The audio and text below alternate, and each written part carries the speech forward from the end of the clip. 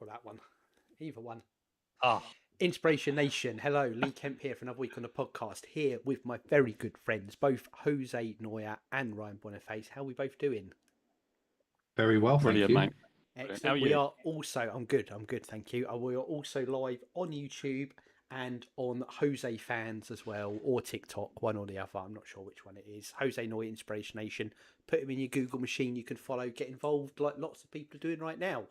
Right, so we will, in the spirit of being open and honest, we will re-record last week's podcast that we did in full until 2 minutes from the end. I realised my audio wasn't coming through at all onto the stream, so... Just to be clear, your audio is now working, right? It is. I'm just checking all the buttons. Everything's working. Testing. 1, 2, 3. So we're good. And as is the case, I never know whether you get a better or worse podcast when you then do it a second time. So let's hope it's better. And we also only had Ryan for half the podcast last time, and he's here. So that's good. On the technical issues as well, I had like our 2-person banner on the YouTube. And I completely forgot to change it when Ryan joined as well, so I don't think you could see his face for the whole thing either. So on lots of levels, it went horrendously wrong, and it's now going right, so it's okay. Part of it. Brilliant. Oh, it is indeed. Right, so I want to continue with Sunscreen. We started talking about this a few weeks ago, and the lens on it, because this was a song that when I was young really inspired me, and you hear it over the years, and it's like, oh yeah, I love this. It makes me feel good. And I think my lens on it has changed over time. So this is like rapid fire quotes as we go through the song, including like what it used to mean and what it does mean for me. Kind of same for you, Jose. I can't remember if you'd heard this before I mentioned it or not, so you know the song and you can do the same for you. I know Ryan definitely hadn't heard it before, but you have now listened to it, which I'm pleased with. And obviously you are a youthful gentleman, so you probably have a different perspective on it than me, who is in his prime gentleman, and Jose, who's an over the hill codger, gives us different perspectives on the song. Look, I love why you both refer to yourselves as gentlemen. You call me codger. What is that about? That was deliberate because I do not like you. Fair enough. I like when I get the little joke, a laugh from Ryan where he tries to hold it in and it sneaks out anyway. I just do not like you. Right, so I got my good friend AI to tell me what quotes we'd already used, and I want to go through this, like we said, rapid fire quote, some of the song, the lyrics from the song. So the first one, I think we did the power and beauty of your youth, didn't we? We did. Dead time, dead air time, dead air time. Here we go. So going through the song, the next quote is, do not worry about the future, or worry, but know that worrying is as effective as trying to solve an algebra equation by chewing bubble gum. And the following bit is, the real troubles in your life are apt to be things that never cross your mind, the kind that blindside you at 4 p.m. on some idle Tuesday. And I'm sure there's something we did similar, and I think this quote, this line is the thing I referenced to an earlier quote that made me think, let's do something on Sunscreen, where it was something to do with a car taking out a crossroads and you never saw it coming, and why you know, all the things you planned for, that was never one of them, and that's the thing that gets you. And I think it was on our planning to plan episode as well. So I like this one, and I think when I was younger, you know, I was probably 17 the first time I heard this, so I'd never really been through that worry about things, or I probably was. No, I was probably worrying about things, but I didn't have enough life under my belt for things to actually come to reality. And now that I am more of in my prime age, I definitely now know the value of things that have happened are definitely not the things I had worried about, and it gives me more confidence to follow that quote into the future. Jose, what do you think? What are you doing? Is this some silent standoff? You're all frozen. That was me or was it you? You all froze. Oh, am I froze for you as well, Griff? No, you froze. No, you're there. We're sat quietly listening to Lee's input to the podcast, mate. Yeah, I couldn't actually got you. What were you saying, Lee? Can you repeat that? He was that put off. Oh, bless What him. happened? Did I really freeze? Did you see me freeze, Ryan? No. Yeah, for me, you did. You both froze. Yes. Go and sort out your shonky internet, Jose.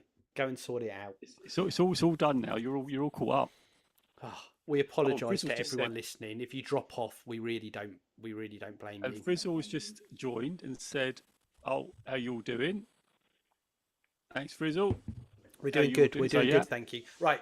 So this is, I said, this comes back to the planning thing. So don't worry about whatever you worry about isn't going to be what happens to you, basically. And I was saying, Jose, yeah, that when I was younger and first heard this, all I had was worries, and I'd not really been through a lot or experienced things. So I think I probably listened to this, but didn't take it on too well. Now that I'm a bit older and wiser, I definitely know the things I thought might go wrong never did, and completely different things are the things that went wrong. That now makes me think more. Yeah, absolutely.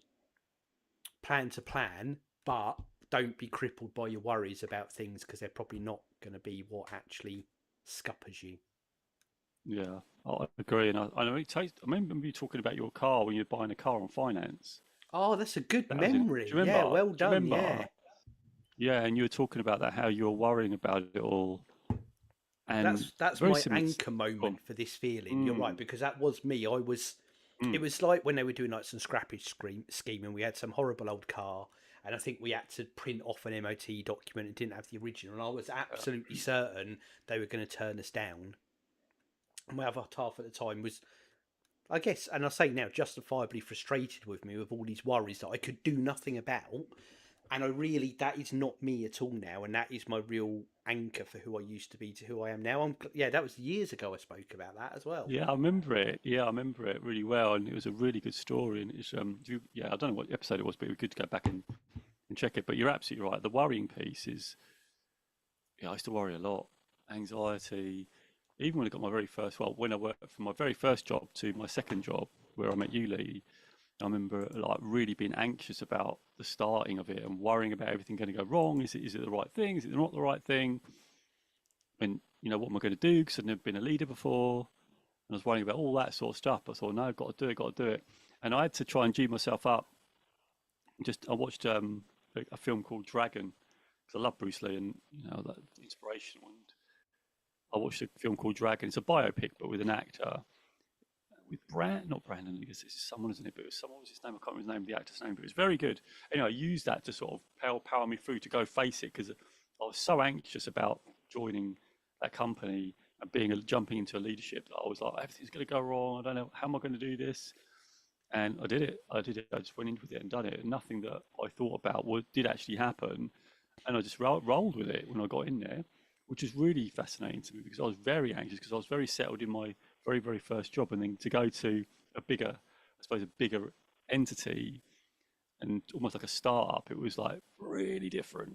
And so, yeah, but nothing that I worried about actually did happen. It happens a lot as well. And I was much more of a worrier when I was younger. I still worry a little bit now, but not as much, like you say. I think you just try and minimise the risks. I think that's one more now. There are risks, and also there are things that I recognise now that are outside my control, so I can't actually do anything about them. So why worry? But it's easier to say than to actually do it.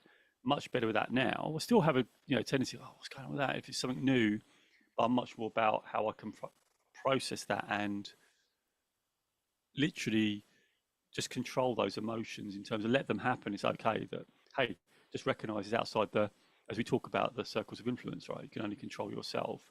Anything that happens outside that really is, you might have an influence in it, but you don't actually have any control, which is really reassuring.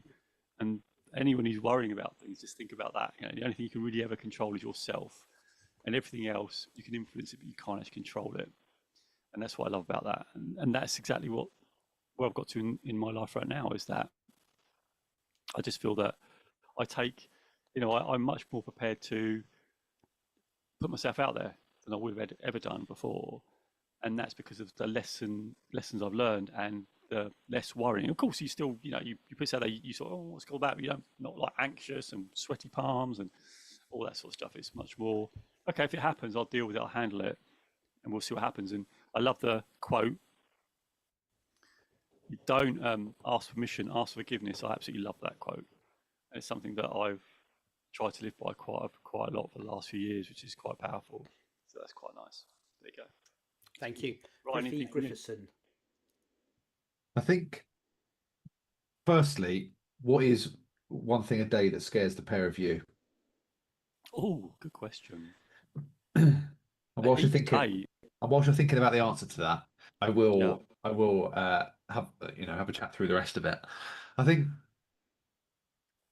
I, since I've turned 30, I think I've started worrying more about my future than what I did than before I was 30. um,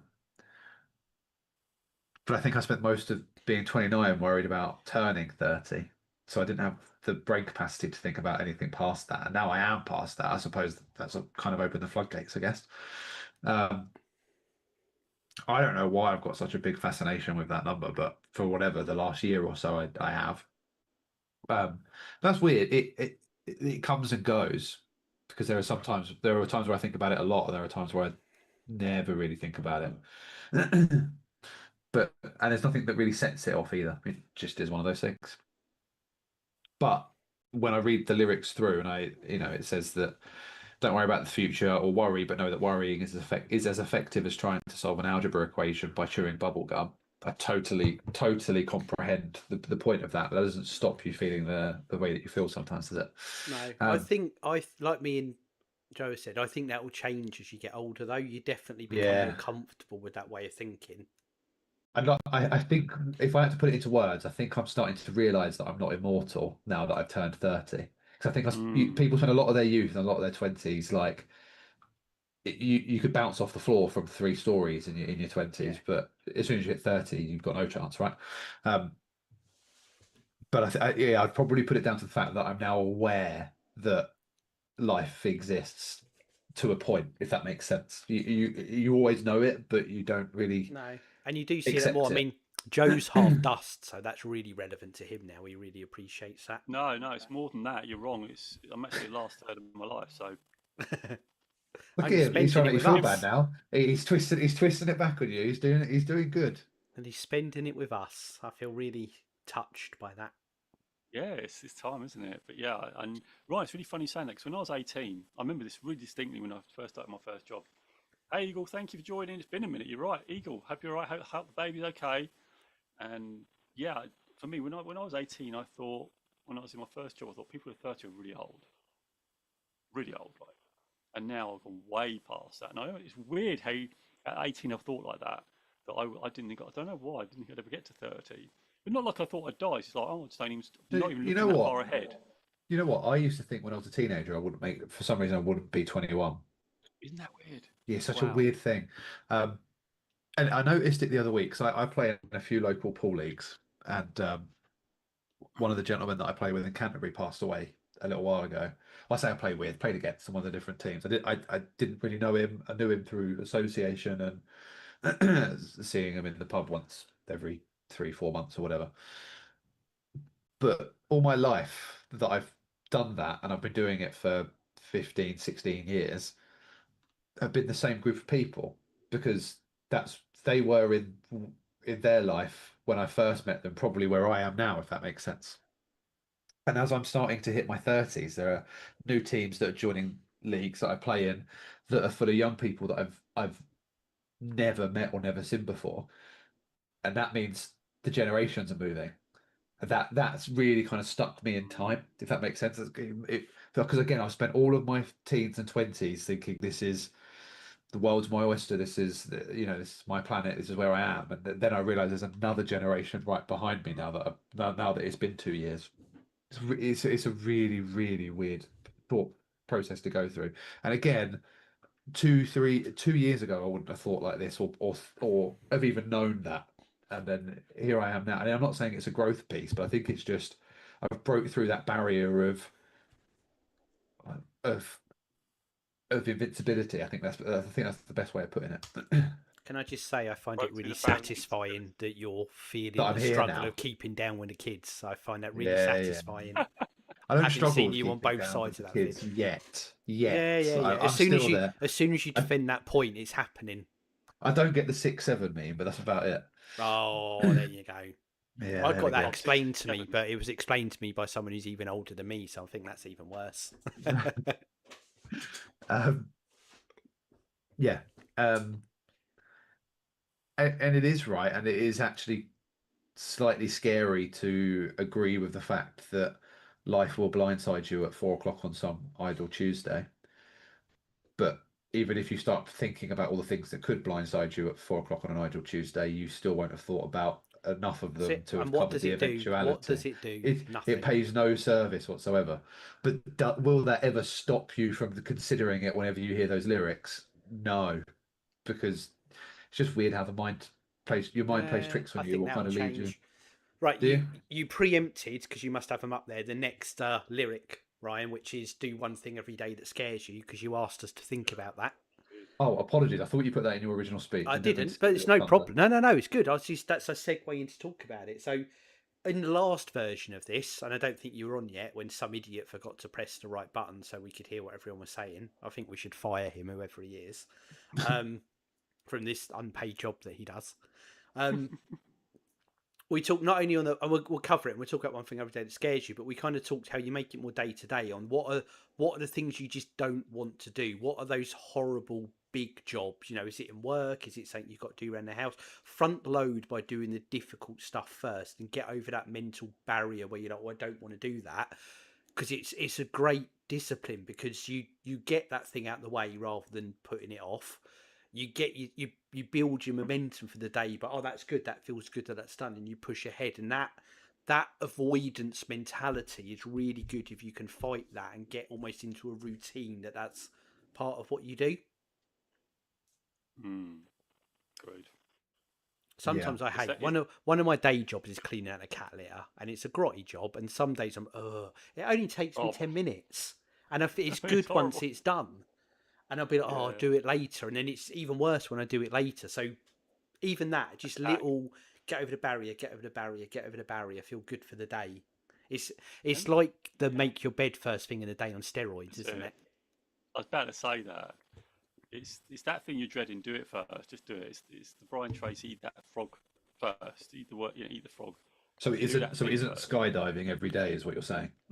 Probably not. I don't think that's Probably practical, if I'll be honest. No. Because genuinely, I sit here and I think I don't know what the level of scared needs to be, or what wisdom. Every day, yeah. I mean, what is it? Yeah. I don't know. Do I need to? I'll say something really facetious. I'm not going to do it. Go on, do it. No, it wasn't good. It wasn't good. What is this? What is this? Drink some more beer. No. Drink some more beer, and then we'll move on. Try again. The big reveal. Yeah. Right, we'll rapid fire some now then. That's what we did last time. So 1, 2, 3, 4, 5. We'll do 5 in a row, which is, and I'll do them all and we'll regroup. Sing. Don't be reckless with other people's hearts, and don't put up with people who are reckless with yours. Floss. Don't waste time on jealousy. Sometimes you're ahead, sometimes you're behind. The race is long, and in the end, it's only with yourself.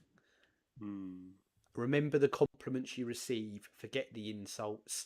If you succeed in doing this, tell me how. That's 5 we've got there. I'm going to pick out the one that don't waste your time on jealousy. Sometimes you're ahead, sometimes you're behind. The race is long. And a brief, and in the end, it's only with yourself, which is, it's another version is a whole life. So, it's a marathon, not a sprint. And we've talked about this before, the kind of momentum thing. Sometimes things are going well and it's really easy to be cocky, but you will fall off that ledge. And sometimes they're going terribly, and don't dwell in it too much because it will get better again. And it's all situational. And I think back to, was it the wabi sabi thing where it's everything's temporary? And that one really stuck with me, and I believe that. And it's the same with this. You are, sometimes it's going well, sometimes you're not, and you've got to be humble when you're up, and you've got to be confident when you're down. And actually, who else are you competing with? And it's back to, no one cares. No one really cares. But no one's going to look at you and be like, oh, that person's my hero now, I'm going to worship them forever. It's everyone's living their own life, and everyone's got those same worries and concerns and thoughts, and not in a negative way. No one cares. Like you said with the circle to control, Joe, it's freeing to not worry about what other people think, and your goals and what is success and what you want to achieve will be completely different to someone else. And that's good. Everyone has their own drivers, and just worry about satisfying them. It's so interesting that, because when I reference tennis, and you want to win the match, and it's really funny because there was a podcast, I think it's the Stokey Stokey Tennis on YouTube, and he was talking about psychology of tennis, and it might be a bit like Paul when you play pool, Ryan and Lee. I don't know if you play any sports. I know you do your cross training, but I don't know if you have played in the past. Such a veiled insult there. I don't know if you do any sports. I don't know no, I I'm don't just- do I'm any just saying- sports. No, I didn't know whether you did. I want to be unfair. I wanted to, maybe you did. I didn't know. I didn't know whether you did. But what I'm trying to say about the sports is what you might lose to someone. Like I've lost to someone that I should beat, and you think, oh, it's so bad. But people, you tell people, oh, I lost to them. They go, oh, right, you lost, and then they forget about it. Yeah, it they doesn't don't really care. matter. It doesn't. Like they're not going home and thinking, oh, Jose lost that. They're not even thinking. They're like they've not processed it, and then it's gone. It's like 1 second, and we hold on to these things. Oh, I lost that person. Shouldn't I? And what's that about? It doesn't really matter. You do your best at the time. Didn't work. You move on, and that's what I've learned. It's really powerful that, and I think tennis really helps with that. But I've done it before, and this is why joining tennis this time of life has been really good. Just to enjoy it, go for the win. It doesn't really matter. You learn when you lose, and if you win, you can celebrate. You win both ways, and so that's what I really love about it. I love the fact that people don't really care because they don't. They don't really care. They go off, and, once they've spoken to you, they go off their lives, and they've got their own aims, objectives. They're not thinking about you when they go home. They're thinking about their hopes, dreams, and their concerns and worries. And that's what I quite like you say, Lee. That's very freeing, isn't it? Because we think, is, oh, 100%. And people have not got the mental capacity of thinking about you. They're thinking about other stuff. So that's why I love that. And it is against you, and it's like Rocky. It's the Rocky piece as well.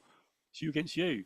It's the paradox that drives us on. That's actually quotes from Burning Heart, Survivor, Rocky 4, lovely track. So it almost like complements that, and it's so true. Everything I do in tennis is like it's you against you. Can you do that better? Can you just do it? Can you do the serve a little bit better? Can you beat this opponent? Can you do that? And Ryan, I don't know how you feel about Paul. I know you get similar sort of feelings or thoughts when you play Paul. Yeah, I suppose there are definitely comparisons in terms of, because it's an individual sport, it's it's a real test of the ego, I think, for a lot of people a lot of the time, is to be able to own up to their really good, to their own misperformance or their own poor performance, or and there are also excuses that people use when they play. It could be any cue sport. The table rolls off, or the balls are shit, or I got a kick, or you know what I mean. If you've ever been in a pub or around it, you'll know exactly what I mean. But when those things do legitimately happen, because if a table is not level and you can clearly see that something goes wrong, you feel victimized because you can't voice it because other people have stolen it by being the boy that cries wolf loads before, if that makes sense. Right. Okay. So there is it is a challenge, and I think it is a massive test of egos, and I haven't been the best in the past, and I'm not sure, I'm not sure there are many people that can say that they've always been perfectly behaved in all of their disciplines and hobbies, and people have never died in a video game and stamped their feet, or for the it happens all the time in hobbies and things like that. It's just where it's such an individual sport, a bit like tennis. It's if you can't blame the other person, something else must have gone wrong. It can't. It's very hard for people to blame themselves. Ryan, you're so hitting on the head. When I see people and they miss shots, oh, it's because of X, and they're making all these excuses, and you can actually see what it is. Oh, I'm a little bit tired. You can see the technique. It's really interesting to see how people won't face the reality of what's actually happening. Yeah. And I found tennis for me very humbling. It's very humbling because you recognise how much skill, when you see the top level players, how much skill is required. And anybody can beat anybody on their day, and that's what's humbling about it. It actually really helps you park your ego, because your ego doesn't matter.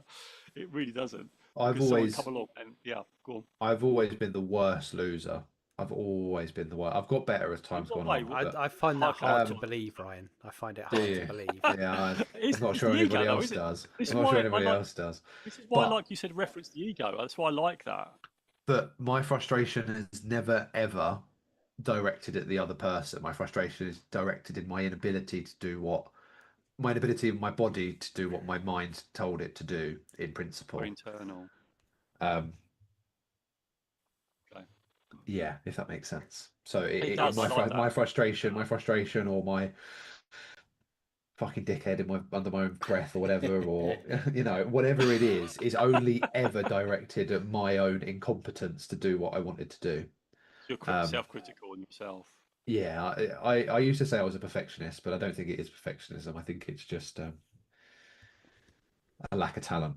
Very Well, harsh. It's that was probably the That is answer. very- It's probably the Right. answer. That is very harsh. I'm going to have to wrap us in a second, guys. I was hoping to squeeze Okay, one more in, but we'll continue. So I think one more and we'll be able to finish through the rest of this Yeah, 4 minutes, haven't we? ditty, Yeah. which I'm really enjoying this conversation on this. So for the second time, I thank you for indulging me on this.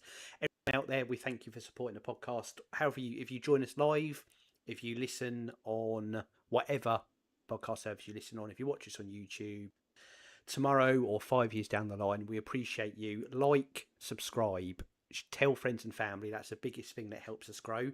And we will be back again next week for our Christmas special. In real life, we might be recording this in 5 minutes. Who knows? But we'll be back for our Christmas special next week. All that's left for me to do is count us down. 3, 2, 1. Inspiration Nation. Inspiration Nation. Catch you Catch you guys guys later.